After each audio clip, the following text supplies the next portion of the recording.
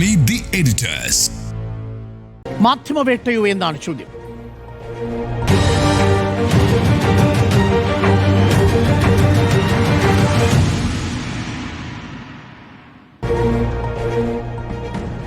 നമുക്കിപ്പം പിയ സുനിൽ കൂടി ഡൽഹിയിൽ നിന്നും തത്സമയം ചർച്ചയിൽ പങ്കുചേരുന്നുണ്ട്. ആദ്യം സ്മൃതിയിലേക്ക്. സ്മൃതി, ഓഗസ്റ്റ് 12 സുപ്രീം കോടതി ഈ വയറിന്റെ പെറ്റീഷൻ പരിഗണിച്ചുകൊണ്ട് നോട്ടീസ് അയച്ചിരിക്കുന്നത് അസം പോലീസിന്. അന്ന് ഈ ഭാരതീയ ന്യായ സംഹിതയിൽ 152 ഉപയോഗിച്ചുകൊണ്ട്, അതായത് നേരത്തെയുള്ള IPC 124A അത് ഉപയോഗിച്ചുകൊണ്ട് മാധ്യമപ്രവർത്തകരെ വീണ്ടും വേട്ടയാടുന്നതിനെതിരെയാണ് ആ പെറ്റീഷൻ പോയിരിക്കുന്നത്. അതിൻ്റെ കോൺസ്റ്റിറ്റ്യൂഷണാലിറ്റിയാണ് വിഷയം. ദാ ഉടൻ തന്നെ വീണ്ടും അടുത്ത സമൻസ് വരുന്നു കരൺ ഥാപ്പർക്ക്. കാരണമൊന്നും പറഞ്ഞിട്ടില്ല, പക്ഷേ സെഡീഷൻ 152 വകുപ്പാണ് ഉപയോഗിച്ചിരിക്കുന്നത്. മാധ്യമവേട്ടയോ?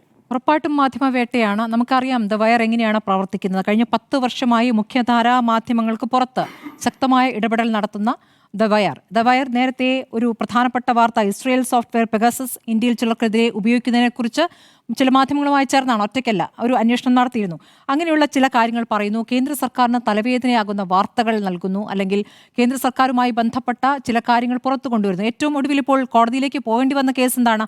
ഓപ്പറേഷൻ സിന്ദൂറുമായി ബന്ധപ്പെട്ട് ചില വീഴ്ചകൾ സർക്കാരിന് പറ്റിയിട്ടുണ്ട് എന്ന കാര്യമാണ്. അത് യഥാർത്ഥത്തിൽ ദ വയർ കണ്ടെത്തിയതാണോ? അത് ഇന്ത്യൻ പ്രതിരോധ അറ്റാഷെ നൽകിയ വിശദീകരണം, ആ വാർത്തയുമായി ബന്ധപ്പെട്ട് നടത്തിയ അന്വേഷണമാണ് അത് ആ വാർത്തയെ നൽകിയത്.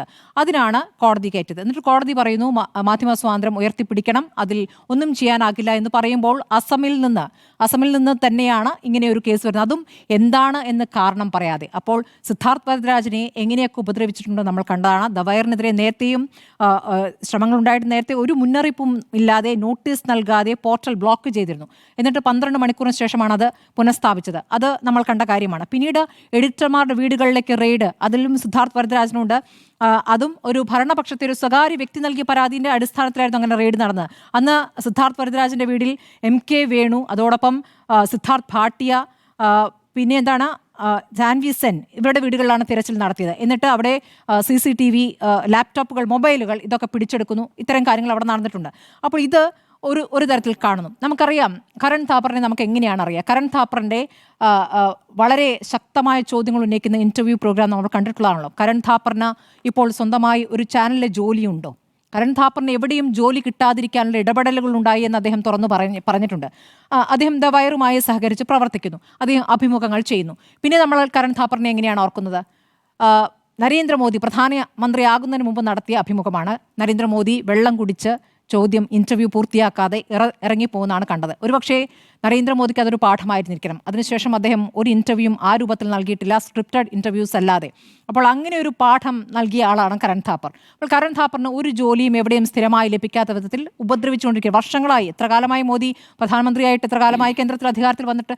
അപ്പോൾ കൃത്യമായും ഇവിടെ പ്രവർത്തിക്കേണ്ടതില്ല ചില മാധ്യമ പ്രവർത്തകർ എന്ന തീരുമാനമുണ്ട്. ആ തീരുമാനം അടിസ്ഥാനപ്പെടുത്തി പല രൂപത്തിലാണ് ഉപദ്രവിക്കുന്നത്. അടുത്തത് പരഞ്ജോയ് ഗുഹ തക്കൂർത്ത അല്ലേ, അദ്ദേഹത്തെ നമ്മൾ കണ്ടതാണ്. അദ്ദേഹം അദാനിയുമായി ബന്ധപ്പെട്ട വാർത്തകളാണ് അല്ലേ, അദാനിയുമായി ബന്ധപ്പെട്ട വാർത്തകൾ നൽകിയതിനാണ് അദ്ദേഹത്തെ ഉപദ്രവിച്ചത്. അതിനുശേഷം അദ്ദേഹവും ഒരുപാട് ഉപദ്രവിക്കപ്പെട്ട് ജോലിയില്ലാതെ നടക്കുകയൊക്കെ ചെയ്യുന്നു. ഇപ്പോൾ നമ്മൾ അദ്ദേഹത്തെ എവിടെയാണ് കാണുന്നത്? തെരഞ്ഞെടുപ്പ് കമ്മീഷൻ്റെ വാർത്താ സമ്മേളനത്തിലാണ്. ആ വാർത്താ സമ്മേളനത്തിൽ ഏറ്റവും കാമ്പുള്ള പ്രധാനപ്പെട്ട 5 ചോദ്യങ്ങൾ ചോദിച്ചത് പരഞ്ജോയ് ഗുഹയാണ്. അപ്പോൾ അദ്ദേഹം 70 വയസ്സുകാരാണ്, അദ്ദേഹത്തെ ഉപദ്രവിച്ചു. അങ്ങനെ ഉപദ്രവിക്കപ്പെട്ടവരുടെ എണ്ണം എത്രയുണ്ട്, ജീവൻ വെടിഞ്ഞവരുടെ എണ്ണം എത്രയുണ്ട് എന്നൊക്കെ നമ്മൾ കാണുന്നതല്ലേ. അപ്പോൾ ഇത് കേന്ദ്രത്തിൻ്റെ ഒരു നിലപാടാണ്. അങ്ങനെ സംസാരിച്ചതിനും വാർത്തകൾ നൽകിയതിനുമൊക്കെ ഭരണവർഗത്തിൻ്റെ ഉപദ്രവം നേരിട്ട ഒരുപാട് പേരുണ്ട്. അടുത്ത ആളാണ് പ്രബീർ പുരകായസ്ഥയെ അദ്ദേഹത്തിൻ്റെ വീട്ടിൽ നിന്ന് പിടിച്ചുകൊണ്ടുവന്ന് 2 വർഷം മുമ്പല്ലേ ആ സംഭവം ഉണ്ടായിട്ടുള്ളത്. അപ്പോൾ അത് CPM പാർട്ടി ഓഫീസിന് അടുത്തായിരുന്നു. യെച്ചൂരിക്ക് അതിന് നേരിൽ ഉപദ്രവം നേരിട്ടു. ഇതൊക്കെ നമ്മൾ അന്ന് വാർത്തയിൽ കണ്ടതാണ്. അപ്പോൾ അദ്ദേഹത്തെ ഉപദ്രവിച്ച് 2 കൊല്ലമായി അദ്ദേഹം ജയിലിലാണ്. അപ്പോൾ പുരകായസ്ഥയുടെ വിഷയം, അദ്ദേഹത്തിൻ്റെ വയസ്സ് 70 കഴിഞ്ഞ പ്രായമാണ്. ഗൗരി ലങ്കേഷ് എന്നൊരു മാധ്യമപ്രവർത്തകർ ഓർക്കുന്നുണ്ടോ? കർണാടകയിൽ ഗൗരി ലങ്കേഷിനെ കൊല്ലുകയാണ് ചെയ്തിരിക്കുന്നത്. അപ്പോൾ ഇതിങ്ങനെ പല രൂപത്തിൽ പല വിധത്തിൽ സംഘപരിവാറിൻ്റെ ഭാഗത്തുനിന്നുണ്ടാകുന്ന ആക്രമണങ്ങളിൽ കേന്ദ്ര സർക്കാർ നേരിട്ട് സർക്കാരിൻ്റെ ഭാഗമായി എടുക്കുന്ന ഇടപെടലുകൾ, ഇതൊക്കെ നമ്മൾ കാണുകയാണ്.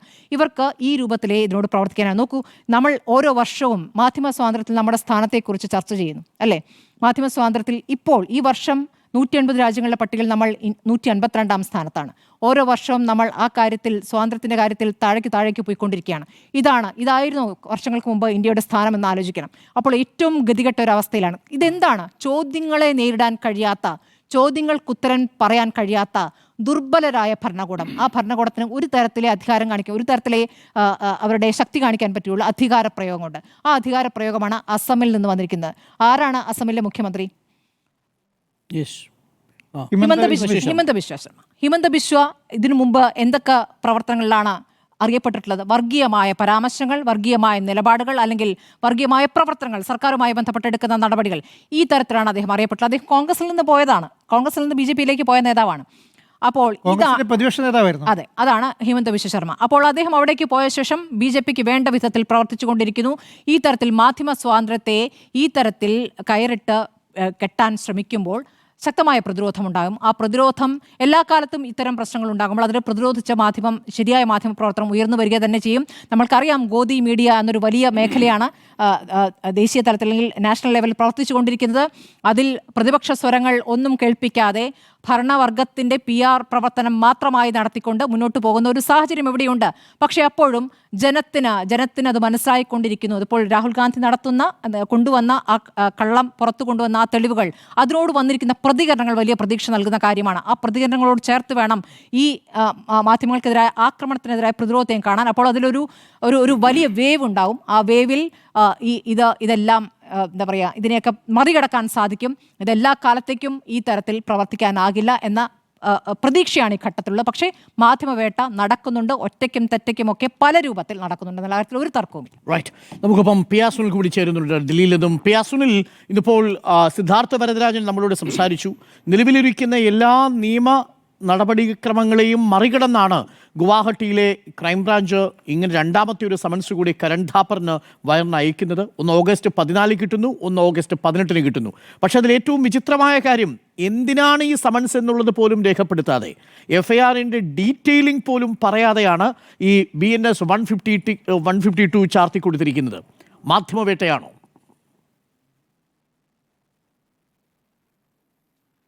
തീർച്ചയായും മാധ്യമവേട്ടയാണ്. നമുക്ക് 2002 ഗുജറാത്ത് കലാപത്തെക്കുറിച്ച് നമുക്ക് വ്യക്തമായി അറിയാം. ഗുജറാത്ത് കലാപത്തെക്കുറിച്ച് BBC-യുടെ ഒരു ഡോക്യുമെന്ററി ഉണ്ടായിരുന്നു. ആ ഡോക്യുമെന്ററി ഇന്ത്യയിൽ നിരോധിച്ചതാണ്. ആ ഡോക്യുമെന്ററിയുടെ അവസാന ഭാഗത്തിൽ ആ ഡോക്യുമെന്ററി സംവിധായക അന്ന് ഗുജറാത്ത് മുഖ്യമന്ത്രിയായിരുന്ന നരേന്ദ്രമോദിയോട് ഒരു ചോദ്യം ചോദിക്കുന്നുണ്ട്. Do you think anything that you should have done differently in the past 1 year എന്നാണ് ചോദ്യം. മോദിയുടെ മറുപടി ഇങ്ങനെയാണ്: yes, one area where I was very very weak, and that was how to handle the media. How to handle the media. എങ്ങനെയാണ് മാധ്യമങ്ങളെ കൈകാര്യം ചെയ്യേണ്ടത് എന്നതിൽ ഞാൻ ദുർബലനാണ് എന്ന് മോദി ആ ഒരു അഭിമുഖത്തിൽ പറയുന്നുണ്ട്. 2014 നരേന്ദ്രമോദി അധികാരത്തിലെത്തി മാധ്യമങ്ങളെ വൃത്തിയായി കൈകാര്യം ചെയ്തു. ഇന്ത്യയിലെ ആദ്യത്തെ ഇംഗ്ലീഷ് വാർത്താ ചാനലായിരുന്നു NDTV. 2022 ആ NDTV സ്ഥാപിച്ച അതിന്റെ എഡിറ്ററും സ്ഥാപകനുമൊക്കെയായ പിണറായി റോയ് പോലും അറിയാതെ ആ NDTV-യുടെ ഉടമസ്ഥാവകാശം അദാനിയിലേക്ക് എത്തി. ഇന്ന് അദാനിയാണ് NDTV-യുടെ ഉടമസ്ഥർ.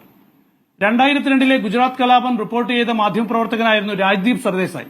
2003-2004 കാലഘട്ടത്തിൽ NDTV-യിൽ നിന്ന് മാറി രാജ്ദീപ് സർദേശായി തുടങ്ങിയ ചാനലാണ് CNN IBN എന്നത്. ഇന്ന് ആ ചാനലിന്റെ പേര് ന്യൂസ് 18 എന്നാണ്. ആ ചാനലിന്റെ ഉടമസ്ഥാവകാശം ഇന്ന് റിലയൻസിനാണ്. രാജ്ദീപ് സർദേശായി ഈ ഒരു ഞാനൊക്കെ എത്തിയ ഒരു കാലത്ത് 2003-2004 കാലഘട്ടത്തിൽ അന്ന് വലിയ മത്സരമായിരുന്നു NDTV-യും CNN IBN ഒക്കെ തമ്മിൽ. അപ്പോൾ രാജ്ദീപ് സർദേശായിയെ പിന്നീട് മാധ്യമ സ്ഥാപനങ്ങളിൽ കാണാതായി. അദ്ദേഹം പിന്നീട് ഒരു ഫ്രീലാൻസ് ജേർണലിസ്റ്റായി തുടരുന്ന ഒരു കാഴ്ചയാണ് നമ്മൾ ഇന്നൊക്കെ തന്നെ കാണുന്നത്. അതുപോലെ എത്രയെത്ര മാധ്യമ പ്രവർത്തകർ 2014 ശേഷം ദേശീയ രാഷ്ട്രീയത്തിൽ, ദേശീയ തലത്തിലൊക്കെ തന്നെ നിറഞ്ഞു നിന്ന എത്രയെത്ര മാധ്യമ പ്രവർത്തകർ അപ്രത്യക്ഷരായി. രവീഷ് കുമാർ, ശ്രീനിവാസ് ജെയിൻ, അങ്ങനെ ഒരുപാട് മാധ്യമ പ്രവർത്തകർ ഈ കാലത്തൊക്കെ തന്നെ അപ്രത്യക്ഷരാകുന്നത് കണ്ടു. ഇപ്പോ ഈ കരൺ താപ്പർ എന്ന് പറയുന്ന മാധ്യമ പ്രവർത്തകൻ, അദ്ദേഹം വളരെ പ്രശസ്തനായ ഒരു ടെലിവിഷൻ ജേർണലിസ്റ്റ് ആയിരുന്നു. അദ്ദേഹം ഇപ്പോൾ വയറിലാണ് ജോലി ചെയ്യുന്നത്. അപ്പോൾ സ്മൃതി ചൂണ്ടിക്കാണിച്ചതുപോലെ തന്നെ അദ്ദേഹത്തിന് എവിടെയും ജോലി കിട്ടരുത് എന്നത് സർക്കാരിന്റെ ഒരു തീരുമാനമായിരുന്നു. നേരത്തെ ഈ രാജ്യദ്രോഹ കുറ്റം എന്നത് 124A വകുപ്പ് എന്നത് ബ്രിട്ടീഷുകാരുടെ കാലത്ത് കൊണ്ടുവന്ന നിയമമാണ്. എന്തിനാണ് ആ നിയമം കൊണ്ടുവന്നത്? ഇന്ത്യയിലെ സ്വാതന്ത്ര്യ സമരത്തിന് അന്ന് നേതൃത്വം നൽകിയവരിൽ ഭൂരിഭാഗം പേരും മാധ്യമ പ്രവർത്തകരായിരുന്നു. നെഹ്റു എഴുത്തുകാരനായിരുന്നു, ഗാന്ധിജി 2 പത്രത്തിന്റെ എഡിറ്ററായിരുന്നു. അപ്പോൾ ഇവരൊക്കെ തന്നെ ഈ വാക്കുകളിലൂടെ അക്ഷരങ്ങളിലൂടെ അഗ്നി പടർത്തി സ്വാതന്ത്ര്യ സമര സന്ദേശം രാജ്യത്താകെ പടർത്തിയതിനെതിരെ ബ്രിട്ടീഷുകാർ കൊണ്ടുവന്ന നിയമമായിരുന്നു 124A വകുപ്പ്. ഈ കരിനിയമം ഇനി തുടരേണ്ടതില്ല എന്ന് കാണിച്ച് സുപ്രീം കോടതി ആ നിയമം റദ്ദാക്കി. പക്ഷെ BNS എന്ന പുതിയ നിയമ സംവിധാനം വന്നപ്പോ 152 എന്ന വകുപ്പ് ഉൾപ്പെടുത്തിക്കൊണ്ട് ഈ രാജ്യദ്രോഹ നിയമത്തെ അതേപോലെ കേന്ദ്ര സർക്കാർ കൊണ്ടുവന്നു. ഇപ്പോൾ അത് മാധ്യമപ്രവർത്തകർക്കെതിരെ ഉപയോഗിക്കുന്നു. 2020 സെപ്റ്റംബർ മാസത്തിൽ ഉത്തർപ്രദേശിലെ ഹാത്രസിൽ ഒരു സംഭവമുണ്ടായി.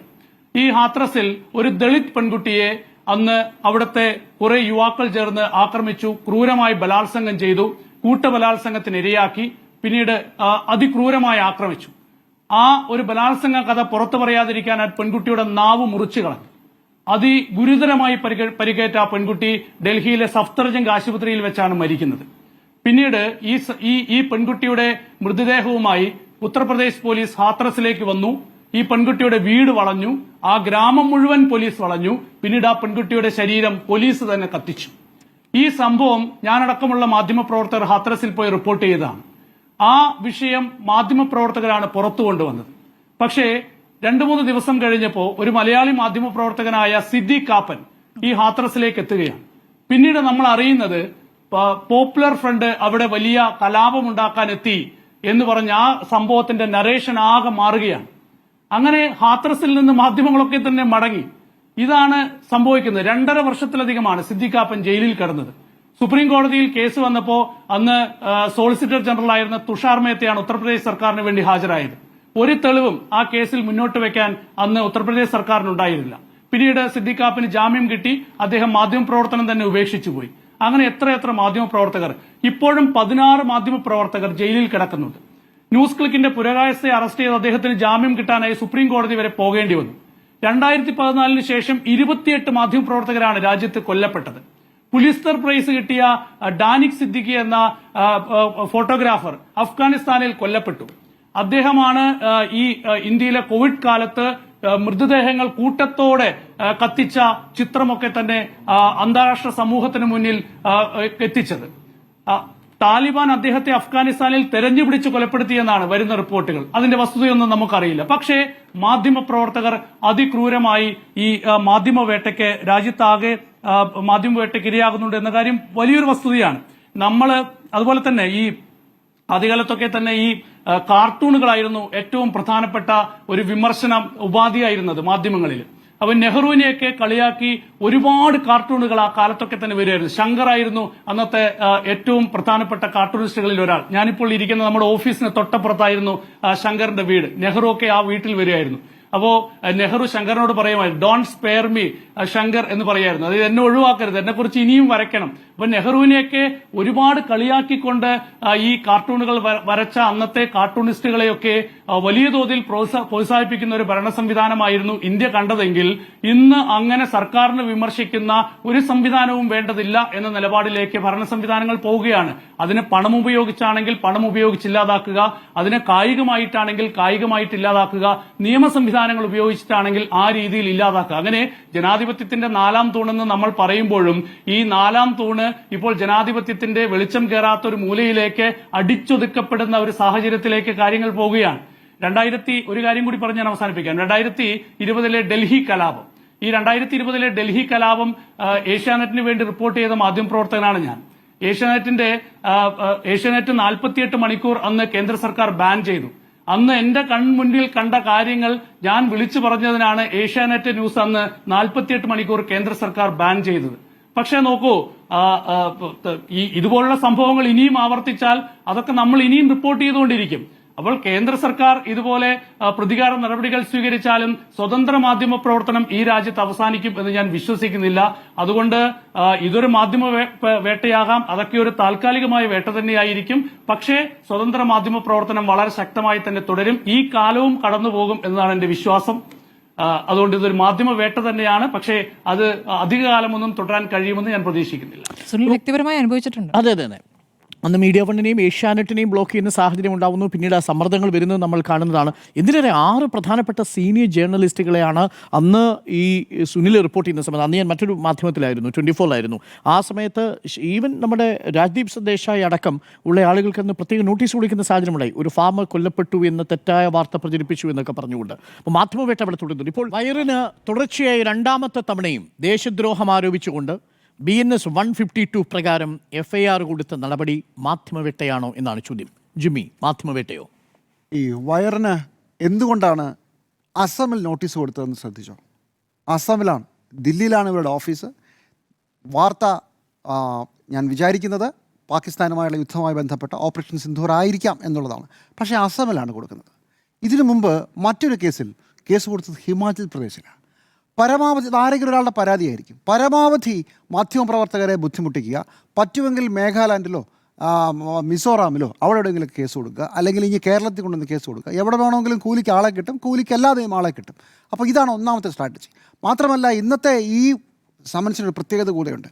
ആദ്യത്തെ സമൻസ് ഇഷ്യൂ ചെയ്യുന്നത് 14-ാം തീയതിയാണ്. ഈ 14-ാം തീയതിയുടെ പ്രത്യേകത, ഇതേ വിഷയത്തിൽ ഓപ്പറേഷൻ സിന്ധൂറുമായി ബന്ധപ്പെട്ടുള്ള വിഷയത്തിൽ ഒരു കേസിൽ സമൻസ് ഡൽഹി പോലീസ് ഇഷ്യൂ ചെയ്തതിന് ശേഷം സുപ്രീം കോടതി ആ സമൻസ് തൽക്കാലം അതിൽ ആക്ഷൻ വേണ്ട എന്ന് പറഞ്ഞ് സ്റ്റേ ചെയ്ത ദിവസമാണ് അസമിൽ പുതിയൊരു സമൻസ് പ്രത്യക്ഷപ്പെടുന്നത്. ഇതിൻ്റെ പേരാണ് ക്ലാസിക് മാധ്യമവേട്ട. ഒരു വിഷയത്തിൽ കോടതിയിൽ നിന്ന് റിലീഫ് കിട്ടുമ്പോൾ 5 സംസ്ഥാനം അപ്പുറം 10,000 കിലോമീറ്റർ അപ്പുറം മറ്റൊരിടത്ത് മറ്റൊരു പോലീസ് സ്റ്റേഷനിൽ കേസ്.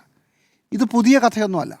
വളരെ വിചിത്രമായ ഇതുപോലെയുള്ള മാധ്യമവേട്ടയുടെ കഥ നമ്മൾ മറന്നുപോയതുകൊണ്ടാണ് പെട്ടെന്ന് ഓർമ്മിപ്പിക്കാം. മുഹമ്മദ് സുബൈർ എന്ന് പറയുന്ന ഒരു മാധ്യമപ്രവർത്തകൻ, ആൾട്ട് ന്യൂസിൻ്റെ ഫൗണ്ടറായിരുന്നു. അദ്ദേഹത്തിനെതിരെയുള്ള ആദ്യത്തെ കേസ് വളരെ വിചിത്രമാണ് കേട്ടോ. അദ്ദേഹം ഒരു ട്വീറ്റ് നടത്തി. 2014 മുമ്പ് ഒരു ഹോട്ടലിൻ്റെ പേര് ഹോട്ടൽ ഹണിമൂൺ, അതൊരു സിനിമ ക്ലിപ്പിംഗ് ആണ്. 2014 ശേഷം ഹോട്ടൽ ഹനുമാൻ എന്ന് പേര് മാറ്റി. ഇതൊരു സിനിമയിലെ തമാശയാണ്, പഴയ ഒരു സിനിമയിലെ തമാശയാണ്. ഈ ചിത്രം അയാൾ ട്വീറ്റ് ചെയ്ത അയാൾ പറഞ്ഞു, മോദി സർക്കാർ വരുമ്പോൾ ഇനിയിപ്പോൾ ഇത്തരം സോപ്പൊക്കെ വേണ്ടി വരും എന്ന് പറഞ്ഞു. എന്താണെന്നറിയോ കേസ്? ഹിന്ദു ദൈവങ്ങളെ അപമാനിച്ചു എന്ന് പറഞ്ഞ് മാത്രമല്ല, നമ്മൾ വിചാരിക്കും ഇത് തമാശയാണെന്ന്. കോടതിയിൽ കേസ് പോയത് മാത്രമല്ല, കീഴ്ക്കോടതികളൊന്നും ഈ മനുഷ്യനെ ജാമ്യം കൊടുത്തില്ല, ഇയാളെ ജയിലിലിട്ടു. അത്രയ്ക്ക് അബ്സേർഡായിട്ടുള്ള കാര്യങ്ങൾ നടന്നുകൊണ്ടിരിക്കുന്ന ഒരു നാട്ടിലാണ്. എന്നാൽ 2018 ഈ സംഭവം. 4 വർഷങ്ങൾക്ക് ശേഷം 2018 സുബൈറിനെതിരെ ഈ കേസ് വരുന്നത്. എന്തുകൊണ്ടാണ്? സുബൈർ BJPയുടെ ഒരു പ്രതിനിധി നൂപുർ ശർമ്മയാണെന്നാണ് എനിക്ക് തോന്നുന്നത്. അവർ മുസ്ലിം ദൈവങ്ങളെ അപമാനിക്കുന്ന രീതിയിൽ സംസാരിച്ചു എന്നുള്ളത് എല്ലാവരുടെയും ശ്രദ്ധയിൽ ആ വീഡിയോ എടുത്ത് ട്വീറ്റ് ചെയ്തപ്പോൾ അയാൾക്കെതിരെ കൊടുത്ത കൗണ്ടർ കേസായിരുന്നു ഒന്ന്. അത് കഴിഞ്ഞ് ഇതേ മുഹമ്മദ് സുബൈറിനെ ആൾട്ട് ന്യൂസിൻ്റെ സ്ഥാപകനെ 2 വർഷത്തിന് ശേഷം മറ്റൊരു കേസും അദ്ദേഹത്തിനെതിരെ ഇട്ടു. അദ്ദേഹം അവിടെയും കുറച്ചു കാലം ജയിലിൽ കിടന്നു. അതിലും വിചിത്രമാണ് എന്നുള്ളതാണ് പറയേണ്ടത്. അത് യതി നരസിംഹനാഥ് എന്ന് പറയുന്ന ഒരു ഹിന്ദു പുരോഹിതൻ. അദ്ദേഹം ഗാസിയാബാദ് UPയിലെ ഒരു പ്രധാനപ്പെട്ട അമ്പലത്തിലെ വലിയ കക്ഷിയാണ്. അദ്ദേഹം മുസ്ലിം പ്രവാചകനെ മുഹമ്മദ് നബിയെ അപമാനിച്ചുകൊണ്ടൊരു പ്രസംഗം നടത്തി. ആ നടത്തിയ സംഭവം പോലീസ് ഇത് കാണുന്നുണ്ടോ എന്ന് ചോദിച്ച് ഈ വിഷയം ആ വീഡിയോ സഹിതം ട്വീറ്റ് ചെയ്തു. ഈ സാമിയാരെ തൊട്ടില്ല, പകരം വർഗീയ കലാപം ഉണ്ടാക്കാൻ ശ്രമിച്ചു എന്നതിൻ്റെ പേരിൽ ഈ ട്വീറ്റിട്ട, പോലീസ് ശ്രദ്ധിക്കുന്നുണ്ടോ എന്ന് ചോദിച്ച് ട്വീറ്റിട്ട ഈ മനുഷ്യനെ, സുബൈറിനെ ജയിലിലിട്ടു. 4-5 മാസം അവിടെ കിടന്നു. അവസാനം ഹൈക്കോടതി വരെ ഫൈറ്റ് ചെയ്തിട്ടാണ് മുഹമ്മദ് സുബൈറിന് ജാമ്യം കിട്ടുന്നത്. ഇത്രയും നടന്ന ഒരു നാട്ടിൽ വയറിന് 2ാമതൊരു സമൻസ് കിട്ടുമ്പോൾ നമ്മൾ ഞെട്ടണോ? ഇതാണ് ഇവിടുത്തെ ന്യൂ നോർമൽ. ഇത് മാത്രമല്ല, മറ്റൊരു പ്രമുഖ ജേർണലിസ്റ്റ് വിനോദ് ദുവ എന്ന് പറയുന്ന മനുഷ്യൻ, ആ മനുഷ്യൻ എന്താ ചെയ്തത്? അദ്ദേഹം ഒരു ചെറിയൊരു വീഡിയോ ചെയ്തു യൂട്യൂബിൽ സ്വന്തമായിട്ടാണ്. പണ്ടത്തെ വലിയ ജേർണലിസ്റ്റാണ്. അദ്ദേഹം പറഞ്ഞു, കോവിഡ് കാലത്ത് ഇങ്ങനെ അല്ലായിരുന്നു സർക്കാർ ചെയ്യേണ്ടിയിരുന്നത്. കോവിഡ് കാലത്തെ കുഴപ്പങ്ങളെക്കുറിച്ച് അദ്ദേഹം ഒരു 2-3 വീഡിയോ, ഒരു സീരീസ് ആണെന്നാണ് എൻ്റെ ഓർമ്മ. അദ്ദേഹത്തിനെതിരെ ഹിമാചൽ പ്രദേശിൽ കേസ്, സർക്കാരിനെ വിമർശിച്ചു. അന്നും ഇതേ വകുപ്പാണ്, സെഡിഷൻ. വിചിത്രമാണ്, സർക്കാരിനെ വിമർശിച്ചാൽ സെഡിഷൻ. അവസാനം വിനോദ് ദുബെയും കോടതിയിൽ പോയി, സുപ്രീം കോടതിയിൽ പോയിട്ടാണ് ഈ കേസിൽ രക്ഷ നേടിയത്. നമ്മുടെ നാട്ടിൽ സുപ്രീം കോടതിയും ഹൈക്കോടതിയും ഒന്നും ഇല്ലെങ്കിൽ, എല്ലാ ഹൈക്കോടതിയും അല്ല, ചില ഹൈക്കോടതികൾ, സുപ്രീം കോടതി പലപ്പോഴും കുറച്ച് അനുഭാവപൂർവമായ നിലപാടെടുക്കണം. അതുകൊണ്ടാണ് നമ്മുടെ മലയാളിയായ സിദ്ദിഖാപ്പൻ 2 വർഷത്തിന് ശേഷമാണെങ്കിലും വിഡ്ഢികൾക്ക് മാത്രം സങ്കല്പിക്കാവുന്ന ഒരു കേസിൽ 2 വർഷം അകത്ത് കിടന്ന ശേഷം പുറത്തു വരുന്നത്. ഇത് എന്ത് മണ്ടത്തരം കാണിച്ചാലും ഇത് തലയാട്ടാനും കൈയടിക്കാനും പോലീസും അത് ശരിയാണെന്ന് പറയാൻ കീഴ്ക്കോടതികളും ഉണ്ട് എന്നുള്ള ആത്മവിശ്വാസം കൊണ്ടാണ് പ്രധാനമന്ത്രി നരേന്ദ്രമോദിയും അദ്ദേഹത്തിൻ്റെ സർക്കാരും അദ്ദേഹത്തിൻ്റെ പാർട്ടിയും ഇത് ചെയ്യുന്നത്. പിന്നെ സിദ്ധാർത്ഥ് വരദരാജനും അതുപോലെ തന്നെ കരൺ ഥാപ്പറും ചില്ലറ പാർട്ടികളൊന്നുമല്ല. ഈ കരൺ ഥാപ്പറാണ് പണ്ട് മോദിയെ, ഇപ്പോഴും മോദിക്ക് ആ മാധ്യമ ഇൻ്റർവ്യൂ ഓർക്കുമ്പോൾ മോദിക്ക് സങ്കടം വരും, കരച്ചിൽ വരും. ആ ഇൻ്റർവ്യൂ അതിഗംഭീരമാണ്.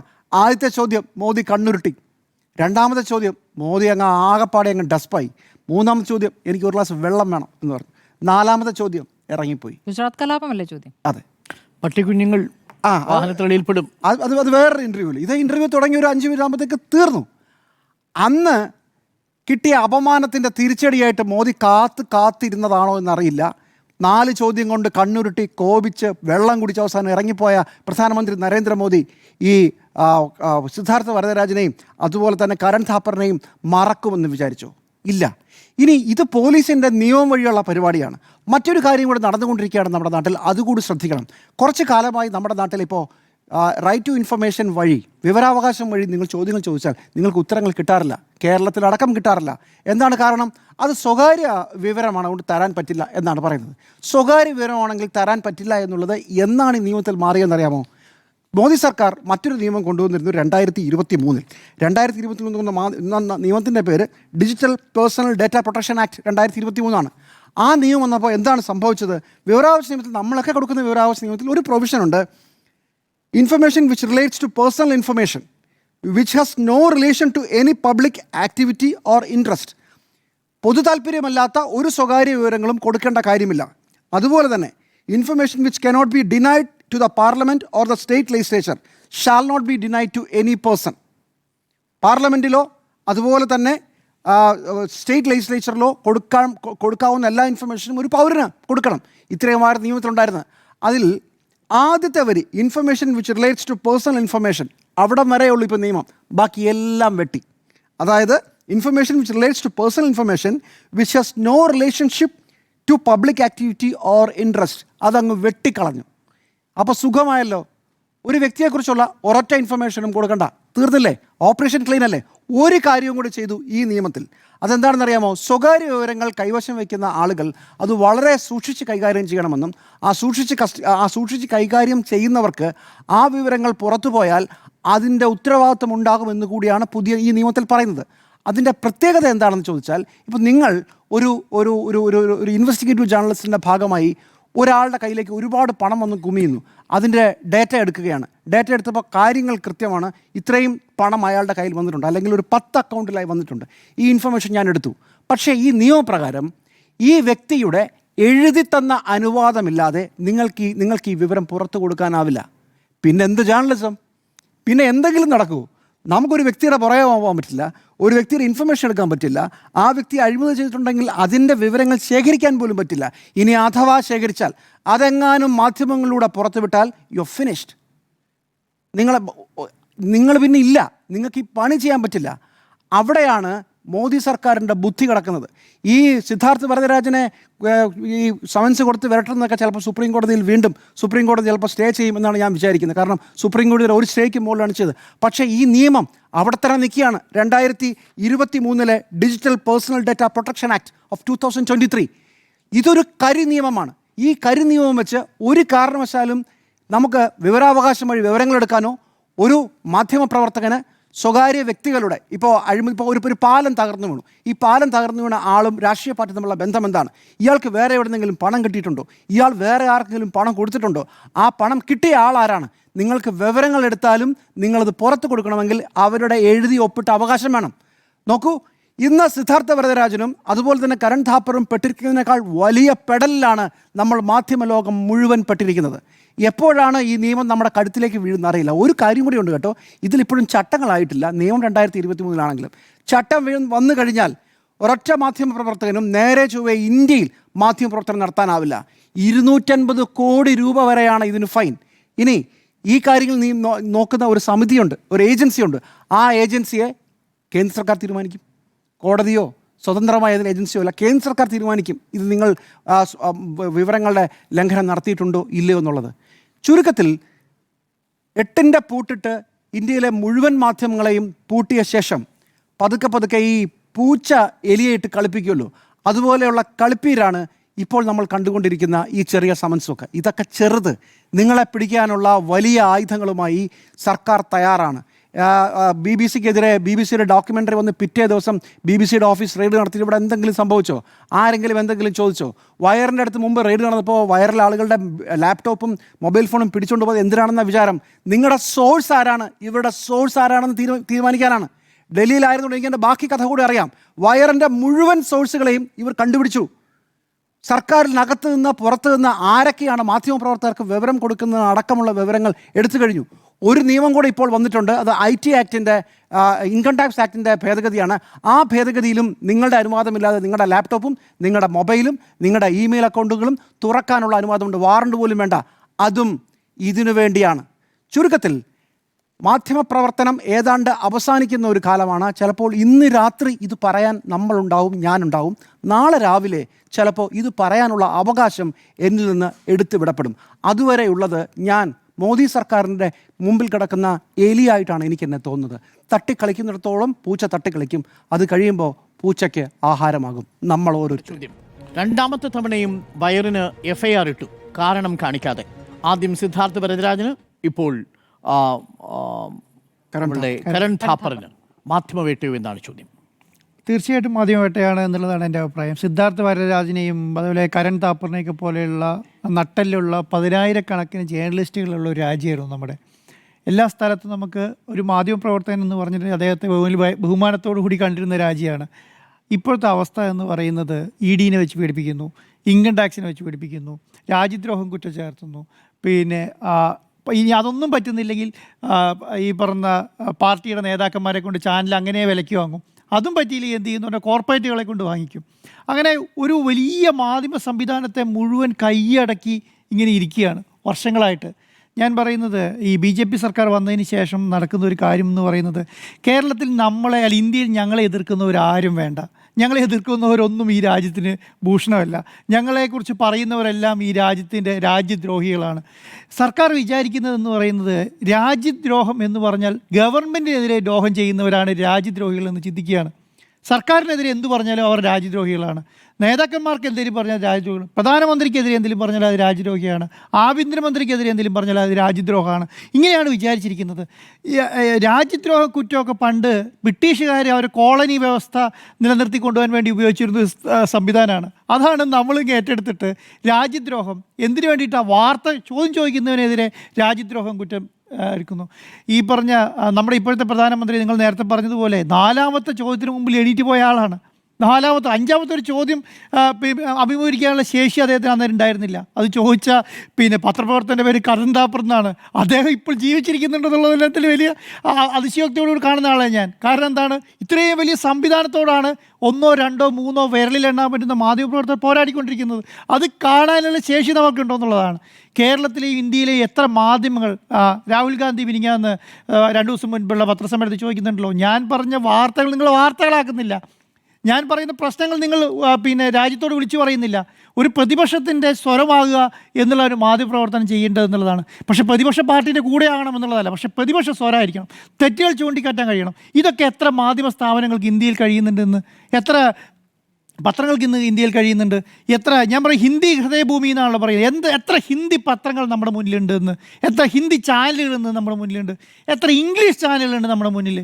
നമ്മൾ NDTV നോക്ക്, നമ്മൾ പ്രധാനപ്പെട്ടതല്ലേ. CNN IBN നോക്ക്, നമ്മൾ പ്രധാനപ്പെട്ടതല്ലേ. ഏത് ഇംഗ്ലീഷ് ചാനലാണ് നമുക്ക് ഇന്ന് ലോകത്തോട്, നമ്മൾ ഇന്ത്യയിലെ കാര്യം, ലോകത്തോട് ഇന്ത്യയിലെ അവസ്ഥ വിളിച്ചു പറയാൻ പറ്റിയ എത്ര ഇംഗ്ലീഷ് ചാനലുകൾ ഇന്നുണ്ട് ഇന്ത്യയിൽ? എത്ര ഹിന്ദി ചാനൽ? ഇന്ത്യയിലെ കാര്യം ഇന്ത്യയിലെ, കാരണം ഹൃദയഭൂമിയാണല്ലോ. ഒരു 70% 80% വരുന്ന സംസ്ഥാനങ്ങൾ ഹിന്ദി ഭാഷ സംസാരിക്കുന്ന സ്ഥലമാണല്ലോ. അത് മുഴുവൻ ഈ ഹിന്ദി ഏരിയയിൽ ചർച്ച ചെയ്യാൻ പറ്റുന്ന എത്ര ഹിന്ദി ചാനലുകളുണ്ട്?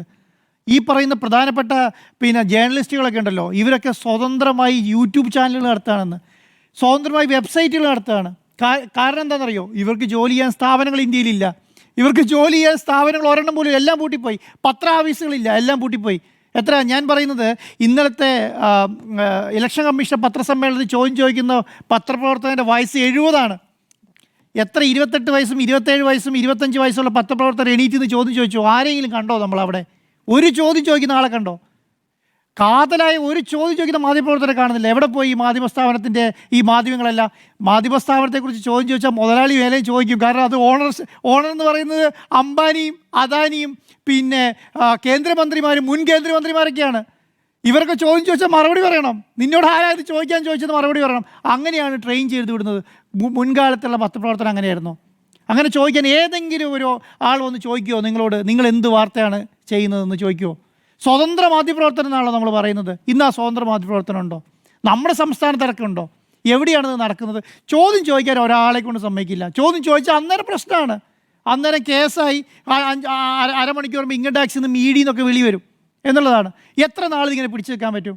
ജിബി സാർ പറഞ്ഞ പോലെ നേരത്തെ നമുക്ക് പിടിച്ചു നിൽക്കാൻ പറ്റുന്നതിന് ഒരു പരിധിയുണ്ട്. അതിനപ്പുറത്തേക്ക് പോയാൽ എന്ത് ചെയ്യാൻ പറ്റും? ഇവർ പിടിച്ച് ജയിലിൽ കൊണ്ടുപോയിടാണ്. ഹൈക്കോടതി ചെന്നാൽ ജാമ്യം കിട്ടില്ല, ജില്ലാ കോടതി പോയാൽ ജാമ്യം കിട്ടില്ല. 8, 10 മാസം 12 മാസം കേസ് നടത്തിയിട്ട് സുപ്രീം കോടതി പോയാൽ ജാമ്യം കിട്ടും. ഈ സുപ്രീം കോടതി വരെ എവിടെ കിടണം? ഈ കേരളത്തിലെ കേസ് നടത്തുന്നത് ഗുജറാത്തിലും ആന്ധ്രയിലും ഈ പറഞ്ഞ ഹിന്ദു സർമേൻ്റെയൊക്കെ സ്ഥലത്താണ്. അപ്പോൾ ഈ വിശ്വഹിന്ദു ശർമ്മയുടെ പിന്നെ സ്ഥലത്തിൻ്റെ പ്രത്യേകം എന്താ അറിയോ? ഇദ്ദേഹം കോൺഗ്രസിൻ്റെ പ്രതിപക്ഷ നേതാവായിരുന്നു. ഇദ്ദേഹത്തെ ഇടിയിലിട്ട് പിടിപ്പിച്ച് ഭീഷണിപ്പെടുത്തിയിട്ടാണ് അങ്ങോട്ട് കൊണ്ടുപോയത് BJP-യിലേക്ക്. എന്നിട്ട് അദ്ദേഹം അവിടുത്തെ മുഖ്യമന്ത്രിയായി. അപ്പോൾ അദ്ദേഹം നോക്കി ഏറ്റവും നല്ല മാർഗ്ഗം എന്താ അറിയോ? ഇവരെ പ്രീണിപ്പെടുത്താൻ ഏറ്റവും നല്ല മാർഗ്ഗം എന്ന് പറഞ്ഞാൽ ഇവർക്ക് പുകഴ്ത്തി എടുക്കുക. നരേന്ദ്രമോദി കുടിക്കുക മാധ്യമപ്രവർത്തകരാണ്, അവരെ പിടിച്ച് ജയിലിടുക. അപ്പോൾ അദ്ദേഹത്തിന് സന്തോഷമാവും. അങ്ങനെയാണ് നോക്കുന്നത്. അദ്ദേഹം ഈ പീഡനം ഏറ്റെടുത്തിട്ടാണ് അവിടെ പോയിട്ട് ഈ കോൺഗ്രസ് നിൽക്കാൻ പറ്റില്ല, ഇടിയിട്ട് പിടിക്കുകയാണ്. അതാണ്. അപ്പോൾ അദ്ദേഹത്തെയാണ് അവിടെ കൊണ്ടിരുത്തുന്നത്. അദ്ദേഹത്തിൻ്റെ കയ്യിലുള്ള കേസ് എന്താണെന്നറിയോ? ഈ പിന്നെ കോവിഡ് വന്ന സമയത്ത് ഏറ്റവും കൂടുതൽ അഴിമതി നടത്തിയ സംസ്ഥാനങ്ങളിലൊന്നും അതാണ്. ഏറ്റവും കൂടുതൽ അഴിമതി നടത്തിയ സംസ്ഥാനം. ഏറ്റവും കൂടുതൽ ഈ PPE, നമ്മൾ കേരളത്തിലെ ചെറിയ PPE കിറ്റൊക്കെ ഒന്നും പോലെയല്ല, കോടിക്കണക്കിന് ആയിരക്കണക്കിന് കോടി രൂപേൻ്റെ അഴിമതി നടത്തിയ സംസ്ഥാനമാണ് അവിടെ. അത് ആങ്ങളുടെയും പെങ്ങളുടെയും മക്കൾക്കൊക്കെ കമ്പനി എഴുതി കൊടുത്തു, വാങ്ങിക്കോ, കോവിഡാണ്, എല്ലാവരും മരിക്കാൻ പോവാണ്, ഇഷ്ടംപോലെ പൈസ കിട്ടും, വാങ്ങിക്കോ എന്ന് പറഞ്ഞ സംസ്ഥാനമാണ്. അവിടെ ഒരു അക്ഷരം മിണ്ടാൻ പറ്റില്ല. അവിടെ കേസെടുത്ത് ജയിലിൽ കൊണ്ടിടും. ഇത് എത്ര ആൾക്കാരാണ് ജയിലിൽ കിടക്കുന്നത്? എത്ര മാധ്യമപ്രവർത്തകരാണ് ജയിലിൽ കിടക്കുന്നത്? ആർക്കാണ് ശബ്ദിക്കാൻ കഴിയുന്നത്? ഞാനിപ്പോൾ നിങ്ങളൊന്ന് നോക്കിക്കോ, ഈ സൗത്ത് ഇന്ത്യയിലെ 1, 2 മാധ്യമ സ്ഥാപനങ്ങൾ മാത്രം ചർച്ച ചെയ്യുന്ന വിഷയമാണ് എന്ത്? ഈ സിദ്ധാർത്ഥ വരരാജൻ്റെയും കരൺ താപ്പറിൻ്റെയും കേസ്. ഏതെങ്കിലും വലിയ മാധ്യമങ്ങൾ ചർച്ച ചെയ്യുന്നത് നിങ്ങൾ കാണുന്നുണ്ടോ? NDTV ചർച്ച ചെയ്യുന്നത് അവിടെ ഉണ്ടായിരുന്ന ആളല്ലേ. പിന്നെ CNN IVN ചർച്ച ചെയ്യുന്നുണ്ടോ? News 18 നെറ്റ്വർക്ക് ചർച്ച ചെയ്യുന്നുണ്ടോ? ഏതെങ്കിലും ഒരു ചർച്ച ചെയ്യുന്നുണ്ടോ? റിപ്പബ്ലിക് ചർച്ച ചെയ്യുന്നുണ്ടോ? ഏതെങ്കിലും ഒരു മാധ്യമ കേരളത്തിലെ ഇന്ന് നിങ്ങൾ നോക്കിക്കോ, ഇന്ന് ഇത്രയും വലിയ മാധ്യമ സ്ഥാപനം കേരളമാണല്ലോ. എത്ര സ്ഥലത്ത് കേരളത്തിൽ ചർച്ച ചെയ്യുന്നുണ്ട്? എത്ര മാധ്യമ സ്ഥാപനം ചർച്ച ചെയ്യുന്നുണ്ട്? എത്ര മാധ്യമ ഹെഡ്ലൈനായ വാർത്തയായിട്ടുണ്ട് ഇന്നത്? ഒന്ന് ആലോചിച്ച് നോക്കിക്കേ. ഇന്ത്യയിലെ ഏറ്റവും പ്രധാനപ്പെട്ട മുതിർന്ന 2 മാധ്യമപ്രവർത്തകർക്കെതിരെയാണ് സുപ്രീം കോടതി എന്താ പറഞ്ഞത്? സുപ്രീം കോടതി ഈ കേസ് എടുക്കരുതെന്ന് പറഞ്ഞിട്ട് 1 മണിക്കൂർ കഴിഞ്ഞിട്ടില്ല, 1 ദിവസം കഴിഞ്ഞിട്ടില്ല. ആ തികയുന്നതിനോട് സെയിം ഒഫൻസ് ഇട്ട് വേറൊരു കേസ് എടുക്കുകയാണ്. ഇതേ കേസിൻ്റെ അകത്ത് 2022 സുപ്രീം കോടതി പറഞ്ഞിരിക്കണം എന്താ അറിയോ? ഇതേ കേസിന് സുപ്രീം കോടതി പറഞ്ഞത് ഈ പറയുന്ന 152-ാം വകുപ്പ് പുനഃപരിശോധിക്കണം, ഇത് രാജ്യദ്രോഹമാണ്, ഇത് മാധ്യമപ്രവർത്തകർക്ക് ഒരിക്കലും ഉപയോഗിക്കരുതെന്ന് പറഞ്ഞതാണ് സുപ്രീം കോടതി. അതേ സെയിം വകുപ്പാണ്. എന്നിട്ട് അതേ സെയിം വകുപ്പിൽ വേറെ ജഡ്ജിൽ ബെഞ്ചിന് മുന്നിൽ വരുമ്പം ജാമ്യം കൊടുക്കുന്നു. ജാമ്യം കൊടുത്ത് അറസ്റ്റ് ചെയ്തെന്ന് പറഞ്ഞ് സെക്കൻഡുകളിലൊക്കെയാണ് അടുത്ത കേസ് ഇടുന്നത്. അടുത്ത സ്റ്റേറ്റിലേക്ക് പോയി. ഇനി ഈ സ്റ്റേറ്റ് ആണല്ലോ, ഇനിയിപ്പോൾ ഇവിടെ ജാമ്യം കിട്ടിയാൽ അടുത്ത BJP ആയിരിക്കുന്ന വേറൊരു സ്റ്റേറ്റിൽ കൊണ്ട കേസിടും. അവിടെ ഇത് തന്നെയായിരിക്കും വകുപ്പ്. അപ്പോൾ ആർക്കാ വില? സുപ്രീം കോടതിക്ക് വിലയുണ്ടോ? ഹൈക്കോടതിക്ക് വിലയുണ്ടോ? മാധ്യമങ്ങൾക്ക് വിലയുണ്ടോ? അതാണ് സ്മൃതിയോടെ നേരത്തെ പറഞ്ഞാൽ 158-ാം സ്ഥാനത്തും കണ്ടാണ് നിൽക്കുന്നത്. മൊത്തത്തിൽ രാജ്യമുണ്ട് 151. ഒന്ന് ആലോചിച്ച് നോക്കി. ഇന്ത്യ പോലെ ഒരു ജനാധിപത്യ രാജ്യത്തിൻ്റെ മാധ്യമ സ്വാതന്ത്ര്യത്തിൻ്റെ പിന്നെ ഗ്രാഫാണ് നോക്കുന്നത്. 151-ാമത് സ്ഥാനം. 100ലേക്ക് താഴെ വന്നാൽ മതിയായിരുന്നു. അറ്റ്ലീസ്റ്റ് 100. എവിടെയാണ് നമ്മൾ ഇരുന്നത്? നമ്മൾ ആലോചിക്കണം. ഇതിൻ്റെ ഒരു അവസ്ഥ എന്ന് പറയുന്നത് ഇത് വലിയ രീതിയിൽ, ഞാൻ പറയുന്നത് നേരത്തെ പറഞ്ഞതുപോലെ എത്ര മണിക്കൂർ എന്നുള്ളതല്ല, പക്ഷേ ഇതിനൊക്കെ പോരാടാൻ ജനങ്ങൾ ഉണ്ടാവണം. ഇല്ലെങ്കിൽ എന്താ അറിയും, ഇതൊക്കെ നമ്മൾ പണ്ട് പറയുന്നത് പോലെ ഇത് അവസാനം നിന്നെ അന്വേഷിച്ച് വരും. ആ സമയത്ത് നിൻ്റെ കയ്യിൽ ഒന്നും ഉണ്ടാവില്ല, കാരണം നിൻ്റെ കൂടെ നിൽക്കാൻ ആളുണ്ടാവില്ല, കാരണം എല്ലാവരും ജയിലിലായിരിക്കും എന്നുള്ളതാണ്. ഇത് കേരളത്തിൽ ഇതിങ്ങനെ വാങ്ങിക്കൊണ്ടിരിക്കും. ഇതിപ്പോൾ ഇത് 5 or 6 കമ്പനികളാണല്ലോ ഉണ്ടാവുക. അപ്പോൾ അത് കഴിഞ്ഞാൽ 4 ഇൻകം ടാക്സ് കേസും 4 ED കേസും വന്നു കഴിഞ്ഞാൽ നിവൃത്തിയില്ല, ഇവരേൽ കൊണ്ട് കൊടുക്കും. എന്നാ പിടിച്ചോ, ഞാനില്ല, ഇതിന് സുസ്തി പറഞ്ഞിട്ട് ഇറങ്ങിപ്പോരും. അപ്പം ഇനിയെങ്കിലും നമ്മളിതിനൊക്കെ പോരാടേണ്ട സാഹചര്യം കേരളം പോലെ സംസ്ഥാനത്തിലുണ്ടെന്നുള്ളതാണ് എൻ്റെ അഭിപ്രായം. മാധ്യമ സ്വാതന്ത്ര്യത്തിന് തടസ്സമാണെന്ന് ചോദിച്ചാൽ തടസ്സമാണെന്നുള്ളതാണ് എൻ്റെ അഭിപ്രായം. ലക്ഷണമൊത്ത മാധ്യമവേട്ട എന്നാണ് എൻ്റെ അഭിപ്രായം. ഇതാദ്യമായിട്ടല്ലല്ലോ നമ്മൾ മാധ്യമവേട്ടയുടെ വാർത്തകൾ റിപ്പോർട്ട് ചെയ്തുകൊണ്ടിരിക്കുന്നത്.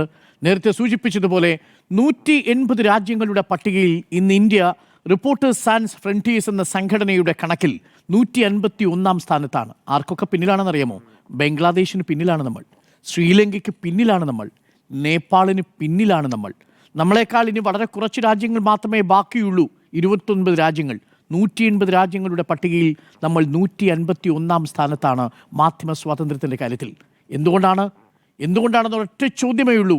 ഇവിടെ മാധ്യമപ്രവർത്തകരെ കൃത്യമായി അവരുടെ പണിയെടുക്കാൻ അനുവദിക്കാത്ത ഒരു സാഹചര്യം ഉണ്ടാകുന്നു. പലതരത്തിലാണ് കേട്ടോ മാധ്യമവേട്ട.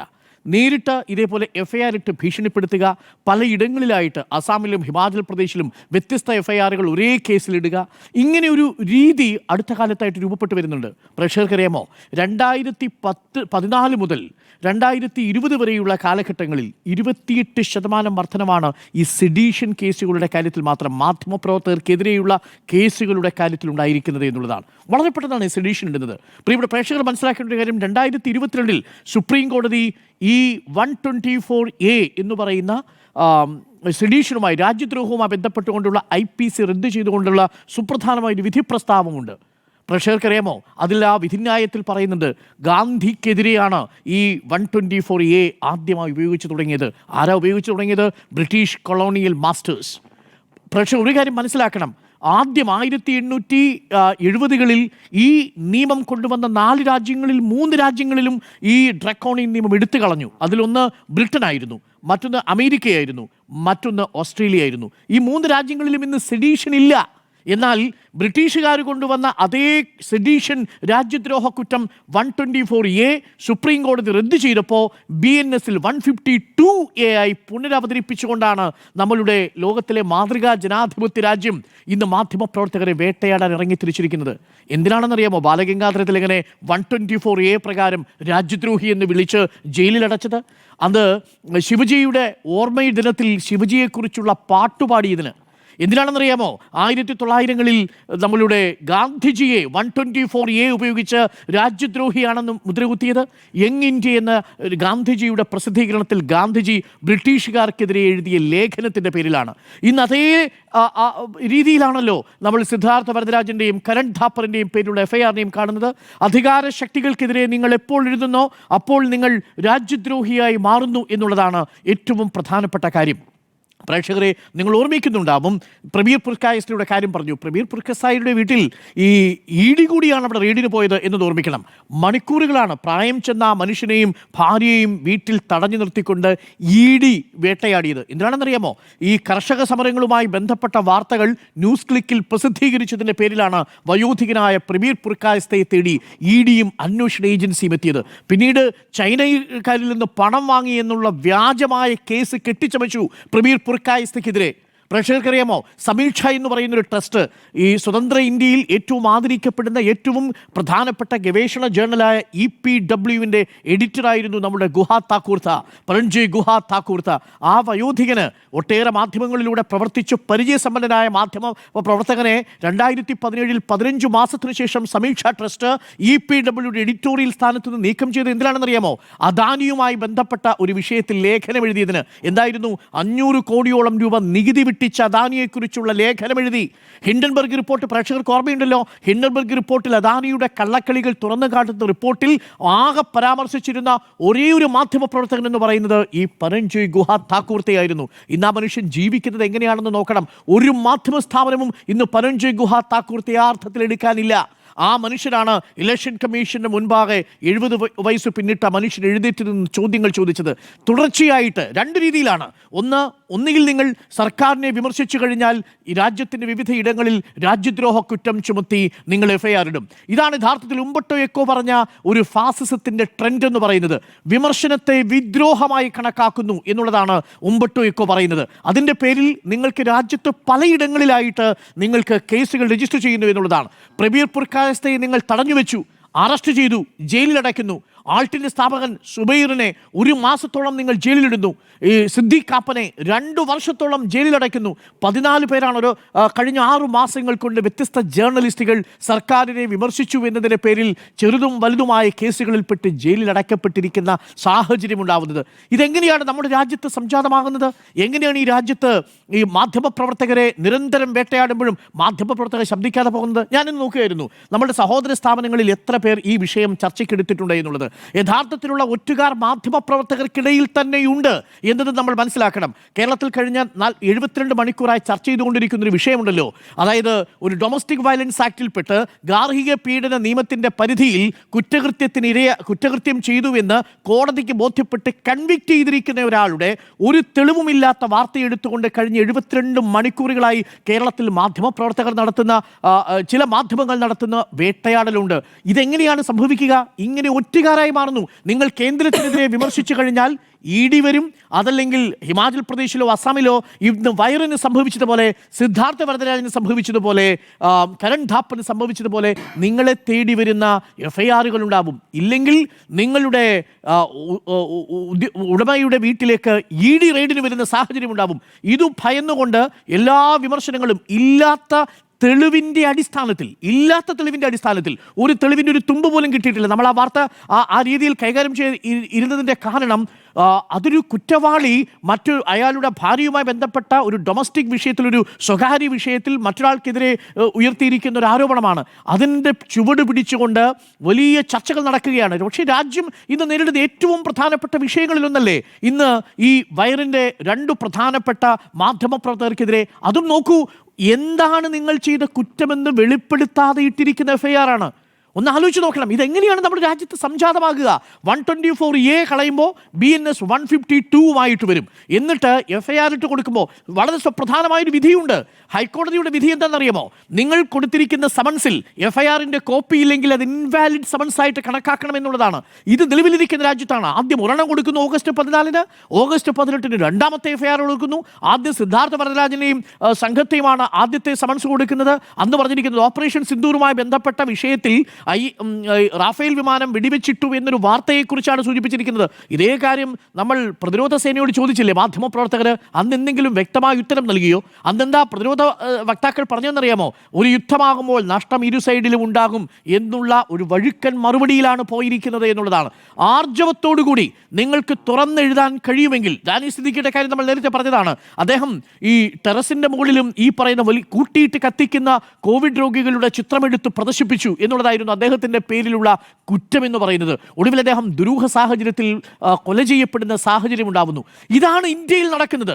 നിങ്ങൾ സർക്കാരിനെതിരെ വസ്തുതയുടെ അടിസ്ഥാനത്തിൽ വിമർശനം ഉന്നയിച്ചാൽ, നിങ്ങൾ നാളെ പ്രബീർ പുർക്കായസ്തെ പോലെ, ആൾട്ട് സുബൈറിനെ പോലെ, നമ്മളുടെ ഗുഹ താക്കൂർത്തയെ പോലെ, അതല്ലെങ്കിൽ സിദ്ദീഖ് കാപ്പനെ പോലെ, ഗൗരി ലങ്കേഷിനെ പോലെ, വയറിലെ സിദ്ധാർത്ഥ വരദരാജനെ പോലെ, കരൺ ധാപ്പറിനെ പോലെ നിരന്തരം വേട്ടയാടപ്പെട്ടുകൊണ്ടേയിരിക്കുന്നു എന്നുള്ളതാണ് ഏറ്റവും ദയനീയമായിട്ടുള്ള കാര്യം. ജനാധിപത്യത്തിന് 4ാം തൂണെന്നൊക്കെയുള്ള പറച്ചിലേ ഉള്ളൂ.